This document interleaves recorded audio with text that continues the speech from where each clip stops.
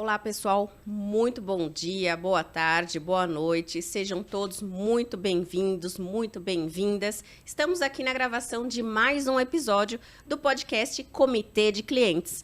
Fique ligado, nos acompanhe. A jornada do consumidor. O sucesso do cliente que recomenda uma marca. Podcast Comitê de Clientes. Conectando clientes e empresas.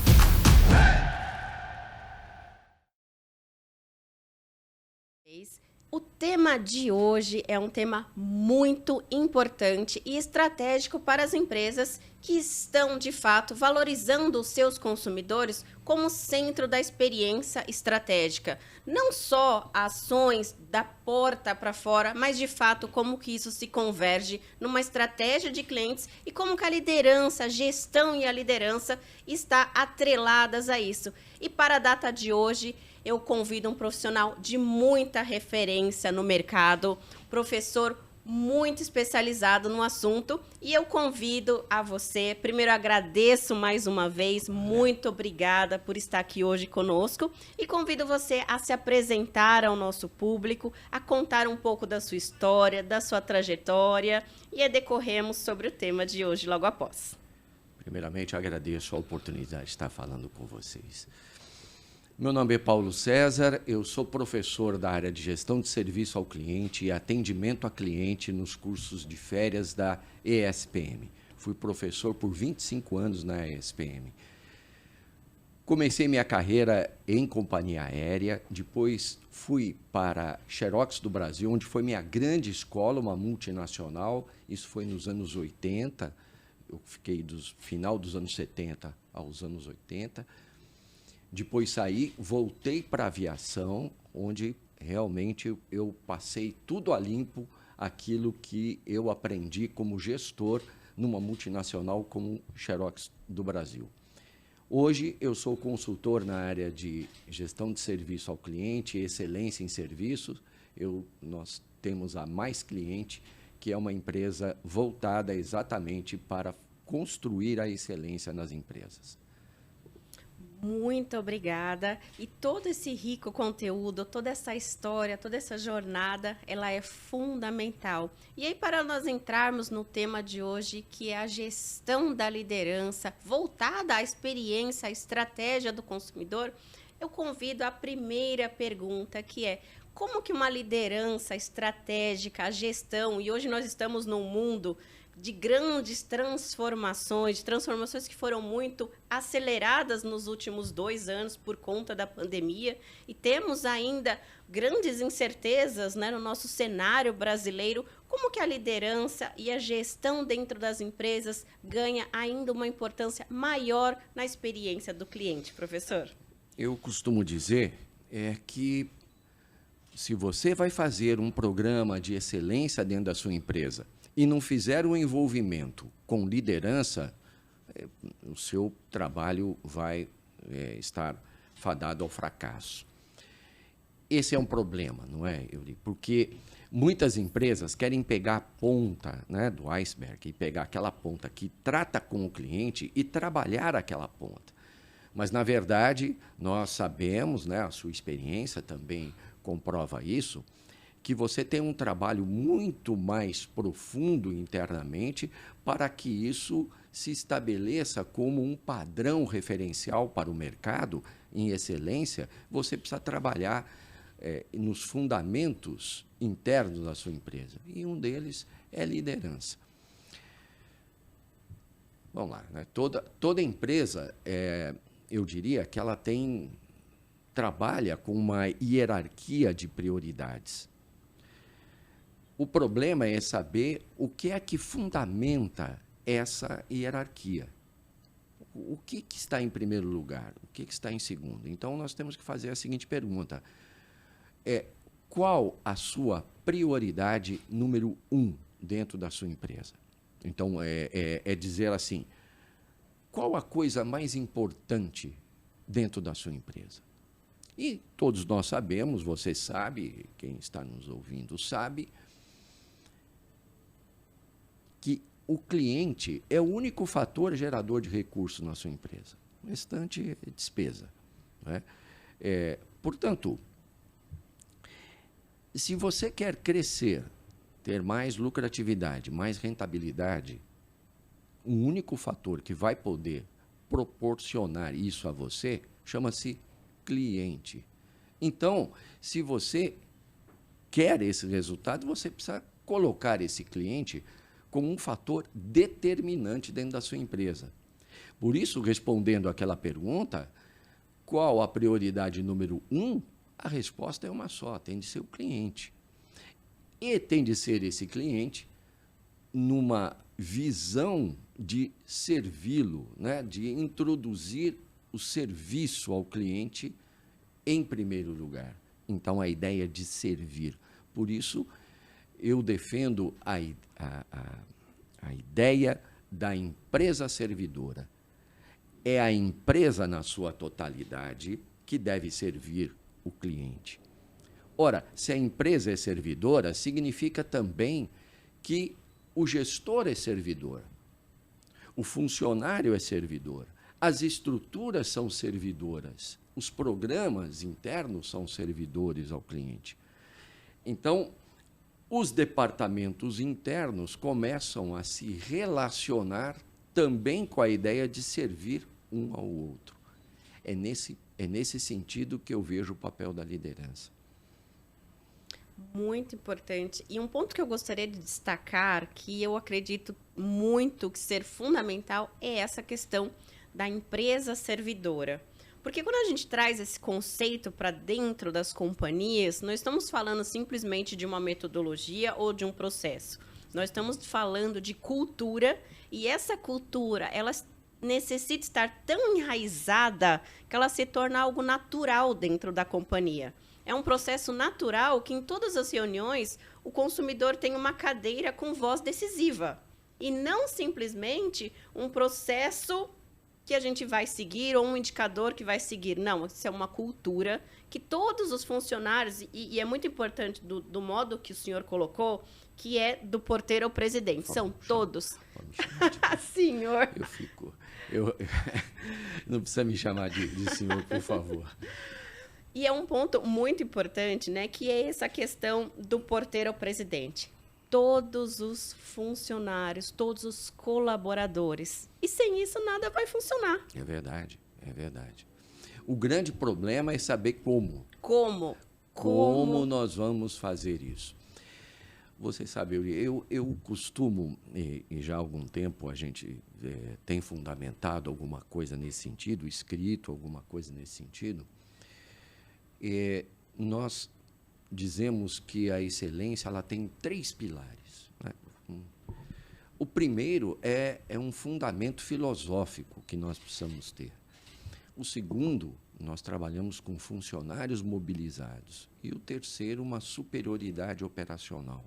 Agora, como é que eu consigo fazer essas 3 coisas, né?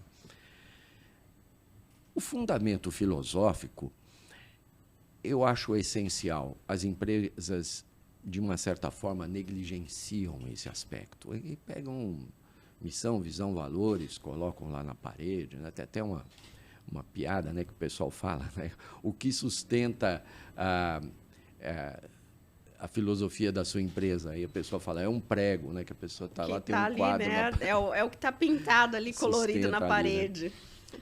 Mas isso e aqui eu já dou uma dica que nós trabalhamos nesse sentido, né? Os quesitos que estão lá na filosofia, eles devem fazer parte no mínimo, da sua avaliação de desempenho. Nós temos um sistema que nós chamamos de monitoramento, que não é bem uma avaliação, mas é uma conversa, um bate-papo, exclusivamente pelos itens apontados na filosofia. Nós já fizemos uma experiência desse tipo em conversas mensais, você sabe, com gestores. Então, o gestor é interpelado sobre aqueles pontos filosóficos, né? Dos valores, da delicadeza no trato com as pessoas internamente, com a vontade de ensinar o funcionário, com a vontade de estruturar a tarefa para ele e não apenas dizer, faça isso. Não, eu preciso ir lá e dizer, você entendeu bem o que é para fazer, você entendeu o que não é para fazer. Então, entre aspas, você precisa perder esse tempo, e aí entre aspas, porque na verdade não é perda de tempo nenhuma, mas é um cuidado com o funcionário, né? Saber, se ele não souber a tarefa, ensinar. Se ele fizer corretamente, nós temos que elogiar pela obrigação. A obrigação é dele, mas ele fez, então eu vou elogiar. Eu preciso ter parâmetros até de monitorar no andamento da tarefa dele e não esperar, eu dou a tarefa hoje, espero daqui 15 dias ele vai entregar isso para mim. Aí eu chego assim, pego a tarefa, não era bem isso que eu queria. Na verdade, quando uma pessoa fala isso, isso mostra um equívoco gerencial. Por quê? Porque ele entregou a tarefa há 15 dias, não monitorou até chegar lá, ele não fez o que se chama na aviação de cross-checking, né, para verificar se eu estou nos pontos certos que eu queria chegar, e eu acabo falando, não era isso que eu queria. Quando fala não era isso que eu queria, é um erro gerencial. Você pode falar assim, olha, sabia que eu escutei lá no programa que é um erro gerencial? Você pode falar isso, porque é mesmo, é um erro gerencial. E nós temos até critérios de como corrigir as pessoas. Então, existem critérios, eu acho que são 12 critérios para você, uma coisa errada, como você corrigir. Então, esse bate-papo, por isso que a coisa funciona no plano, aí eu já falei tanto na mobilização do funcionário, né, como na filosofia. É porque eu pego a filosofia e coloco no dia a dia. Então, ela não fica lá na parede, né? Eu trabalho com os valores no dia a dia. Funcionário mobilizado, nós precisamos escolher a pessoa certa. Sabe que temos uma experiência na aviação, você sabe, na aviação, o gerente do aeroporto ele quer contratar, ele vai contratar recepcionista de voo. Então, ele fala assim, não, eu quero contratar mulher bonita. É verdade, né? Ele vai querer escolher as candidatas mais bonitas. E eu sempre chegava a colocar minha colher lá no meio e falava assim, olha, contrate pessoas simpáticas, agradáveis, sorridentes. Porque fazer o procedimento para check-in, a gente ensina. Mas sorrir a gente não vai conseguir ensinar, né? Então, contrate também as pessoas, somente pessoas simpáticas, educadas, delicadas, amáveis. Nós também fizemos experiências desse tipo com dinâmica de grupo, sabe, na própria SPM. Então, a gente falava assim, olha, precisa ter Excel avançado. Você tem Excel avançado? Tem. Ah, tá bom. Então, a gente punha todo mundo lá, tinha alguns computadores numa sala e nós ficávamos olhando numa dinâmica. Era uma tarefa que tinha que ser feita em grupos, né? Mas nós não estávamos nem ligando para a capacidade de Excel das pessoas. Mas o que nós estamos vendo é como é que era a delicadeza de uma tratar com a outra, se uma era agressiva, se a outra era mais paciente, se ela sabia esperar, se ela sabia o momento de falar.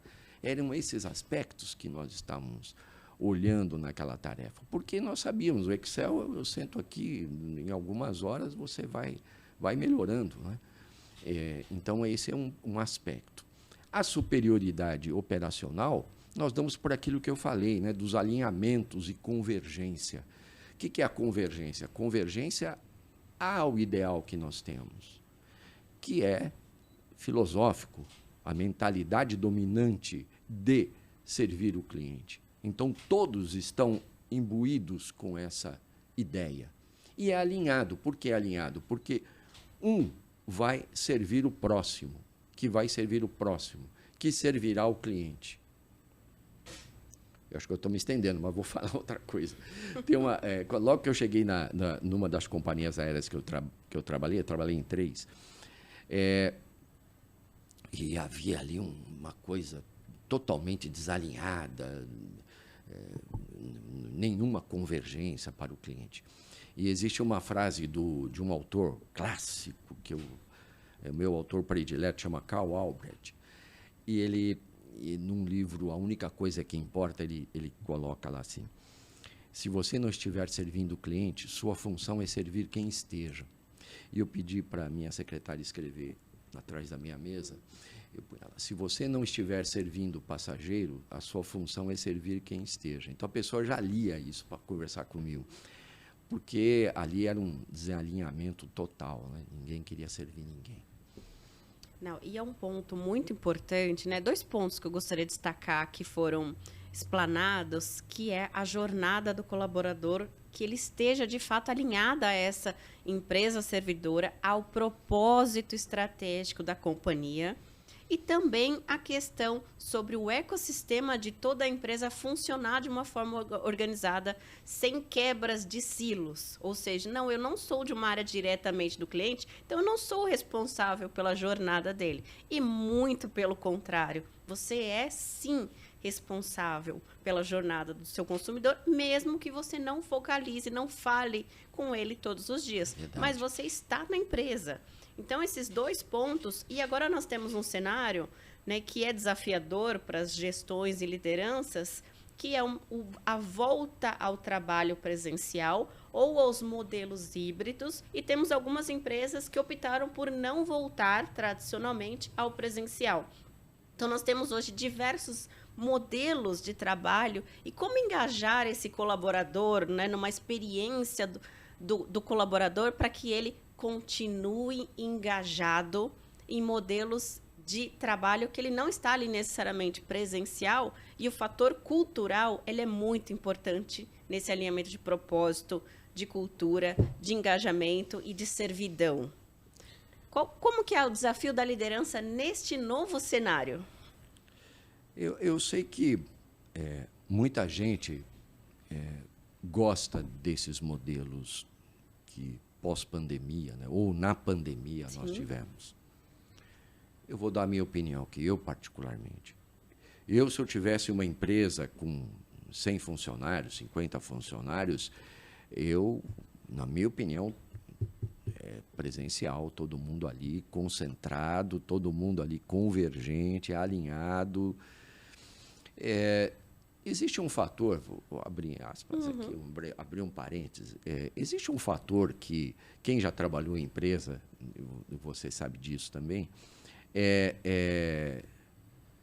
há um ganho sinérgico dentro da empresa que você resolve as coisas com mais fluidez. Então, o resultado para o cliente não é simplesmente uma somatória de tarefas que eu pego aqui e engato e faço o serviço para o cliente. Não. O serviço para o cliente ele ganha um relevo especial quando eu converso com você, com ele, com ela, e vou alinhando o meu trabalho, fundamentando o meu trabalho. Então, são aquelas coisas que acontecem quando você está trabalhando, que você está no corredor, encontra uma pessoa e fala, preciso falar com você, eu tenho isso, aqui, ó, tal, que horas que você não quer ver? Ou no banheiro, às vezes você está lá no banheiro, você encontra a pessoa, precisava falar com você. Ou no restaurante, você sobe para o restaurante, você não quer almoçar comigo? Eu preciso falar com você, eu preciso resolver isso. Então, esse ganho, isso é uma energia que você ganha, isso é uma força invisível que você ganha, que é difícil de mensurar e é, de certa forma, indefinível. Assim, como é que eu vou definir isso? Mas quando você não faz isso, com certeza você perde, porque você não tem mais, cada um está lá. A velocidade que você faz uma reunião, por exemplo, uma reunião que não estava programada, uma reunião. Então, vem aqui. Então, chama lá o fulano, chama lá, vamos aqui. 15 minutos, vamos lá, vamos definir isso aqui. E você perde totalmente isso. Você está lá, mesmo que você faça com recursos digitais, não é a mesma coisa. Né? A pessoa, às vezes, não está, não pode. Não... Eu reprovo totalmente, não faria isso. Né? Claro, quem acha que é uma opção, respeito a opinião da pessoa. Agora, veja, a liderança, ela sempre precisa, eu sempre digo nos meus cursos, qual é o ideal do líder? O que ele busca das pessoas? Chama-se comprometimento. Eu preciso estar comprometido com você, não pela sua competência técnica, não pelo seu conhecimento, mas pelos atributos do seu caráter. Eu não vou lembrar, eu acho que é o filme Missão Impossível 3. Deve ter visto com Tom Cruise. Sim. E é interessante esse filme, vocês vão lembrar, é um filme em que o Tom Cruise pega um prisioneiro, ele está preso numa cadeira e ele quer pôr o cara fora do avião, assim, ele judia, assim, do prisioneiro. E esse prisioneiro, não vou contar o filme todo aqui, senão vamos... Ele, de alguma forma, ele escapa. E ele liga para o Tom Cruise, quando ele está escapando, assim. E o Tom Cruise vê assim, liga o celular, ele atende, é o bandido. É interessante que é o bandido. Ele é que fala a frase que eu achei mais legal. Ele fala assim, nós conhecemos, ele falou assim para o Tom Cruise, você lembra que você fez comigo lá no avião? Nós conhecemos o caráter de uma pessoa ou de um indivíduo pela forma com que ele trata as pessoas pelas quais ele não precisa. Olha só. Então, são as pessoas que, de certa forma, eu não preciso, ou eu tenho autoridade, eu posso mandar e tratar de certa forma, é que eu revelo o meu caráter. Então, James Hunter fala, né, que o gerenciamento você faz com tarefa, alguma coisa assim, mas liderança é caráter, né? E essa é a expressão. Então, comprometimento próximo ou distante é atributo de caráter, é forma com que eu trato as pessoas pelas quais eu não precisaria dar tanta atenção assim, né? É nesse sentido que eu vejo a obtenção do comprometimento. Perfeito. E aí eu gostaria de comentar aqui uma pesquisa que ela foi publicada pelo Globo, onde os serviços de atendimento ao cliente, nós tivemos essa pesquisa que somente 28% dos brasileiros estavam confortáveis e aprovam os serviços do consumidor. Então, nós temos um universo enorme de consumidores que não estão satisfeitos com os serviços prestados ao cliente das empresas do mercado brasileiro.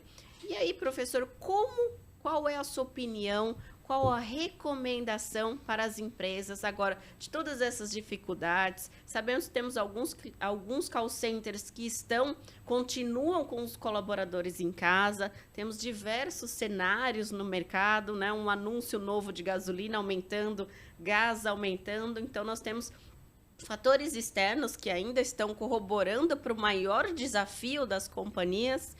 Qual seria a sua opinião sobre essa estatística convergindo para o momento desafiador atual do cenário? Essa pesquisa, ela é devastadora.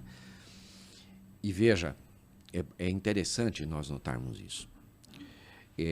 Nós temos um certo frenesi com relação a tecnologias, né? Então, essa pesquisa, ela foi do ano passado, né? Quer dizer, uma pesquisa recente, onde nós já estamos usando tecnologia, já estamos usando o ambiente digital.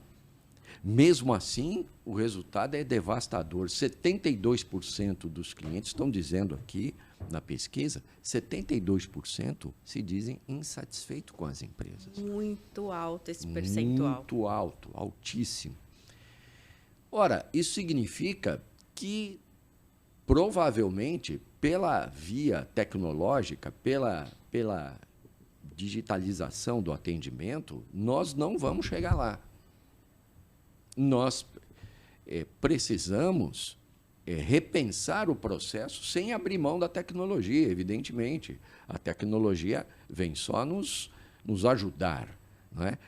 Nós devemos ter não só as tecnologias, como as práticas, né? Da experiência para o cliente, da satisfação do cliente.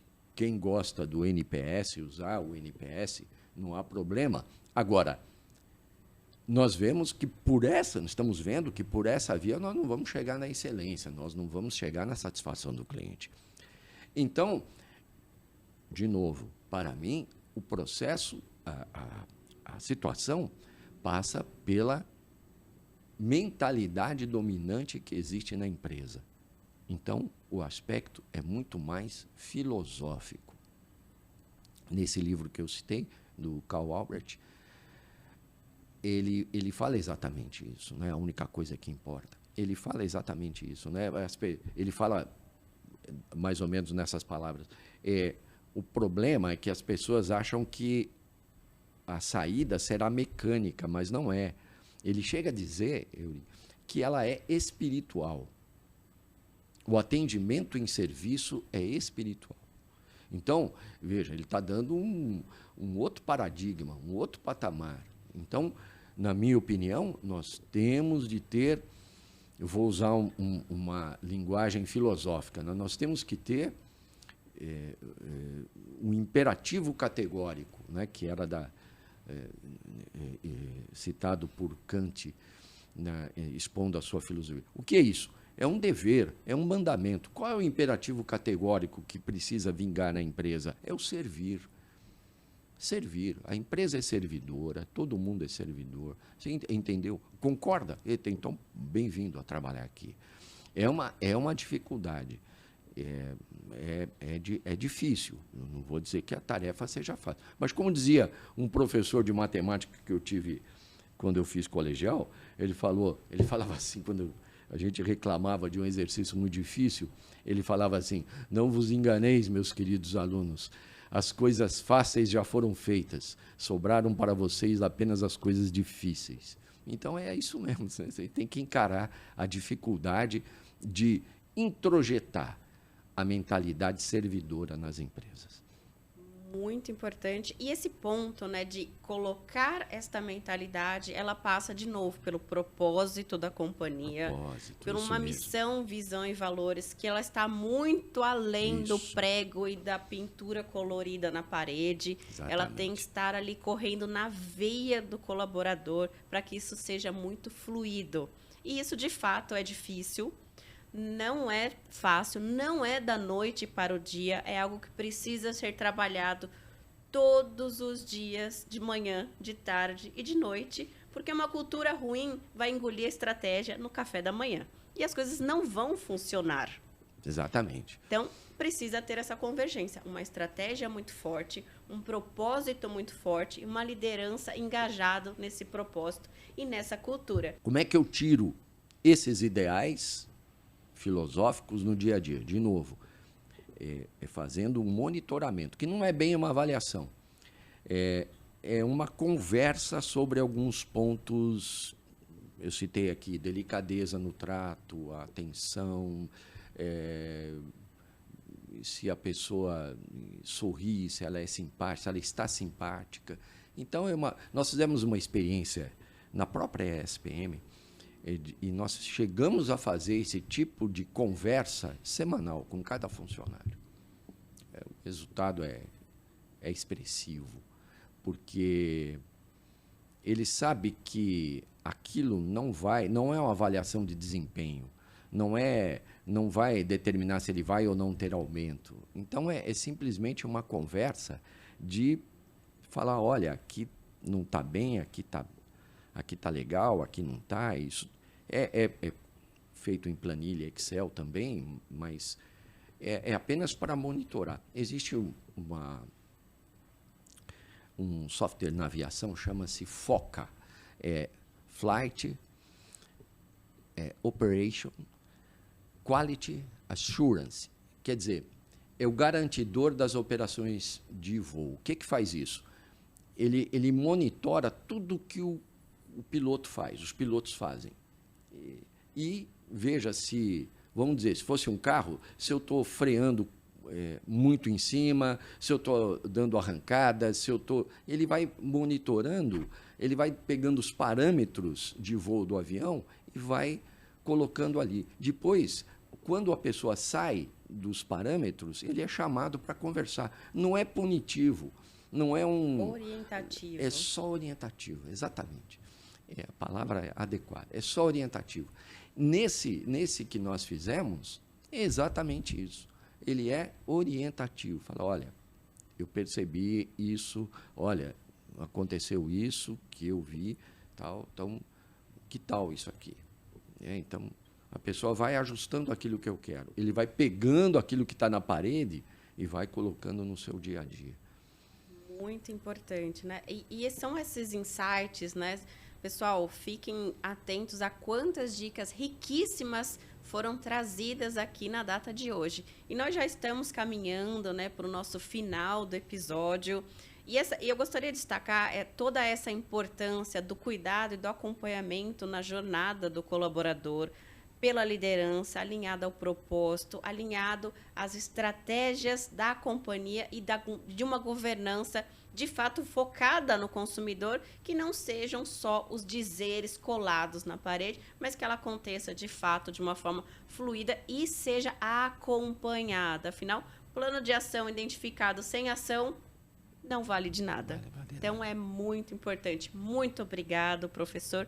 E eu te convido às considerações finais para seguirmos aqui na finalização do nosso episódio. Uma vez nós fomos convidados para ir a uma cidade no Paraná. Um amigo nosso, Mário, nos convidou para fazer uma palestra numa grande empresa em Cascavel. E ele disse assim, uma frase que eu lembro até hoje, né? Ele falou assim, você precisa vir aqui porque está tudo por fazer. Quando você citou essa pesquisa, onde mostra que 72% do consumidor está insatisfeito com a empresa, isso significa que está tudo por fazer. Então, a dica que eu dou para os meus alunos quando eu termino o curso, se especialize nisso.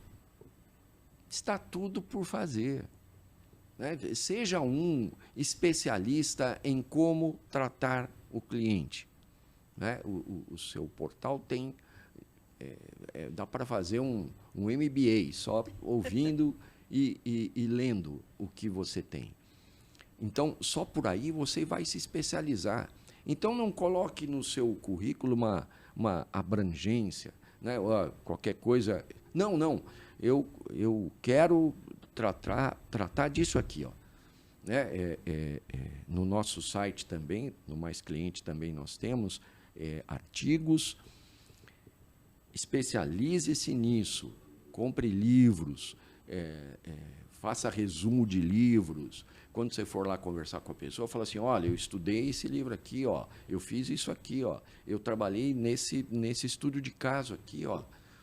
Você tem uma especialização que é necessária, não é? Nós estamos vendo aqui a necessidade de pessoas que entendam do problema do cliente. Perfeito. Muito obrigada por essas dicas. Fundamental para o sucesso desses colaboradores esta especialização. Afinal de contas, para cuidarmos dos consumidores, não podemos parar de estudar nem um minuto, porque a todo momento temos novos artigos, temos inovações, temos empresas propondo soluções criativas que precisam ser fomentadas e este é uma evolução contínua, pessoal. Professor, mais uma vez, muito obrigada. O prazer foi meu, foi uma conversa agradável. Muito obrigada. Esse, pessoal, é o Comitê de Clientes. Finalizamos mais um episódio agora na data de hoje. Lembrando os recados e considerações finais. Todas as segundas-feiras, um novo episódio para você no Portal Customer, nos canais do YouTube, do Deezer e do Spotify. E também temos a nossa news, Comitê de Cliente, lá no LinkedIn, que já temos quase 12 mil pessoas inscritas na news. Convido você também a participar deste movimento. Afinal, nós temos, como foi foi dito hoje, 72% das empresas brasileiras não estão apresentando um serviço de atendimento ao consumidor que o consumidor perceba como atrativo. Então, temos muito trabalho pela frente e você, profissional da área, é fundamental estar atualizado para que todo esse carinho com o consumidor, de fato, seja sentido por ele. Até a próxima, pessoal. Eu sou Euriale Voidella, especialista em clientes. Tchau, tchau. Comitê de Clientes, uma produção do Portal Customer. Oferecimento customercentric.com.br. Especialista em criar experiências incríveis.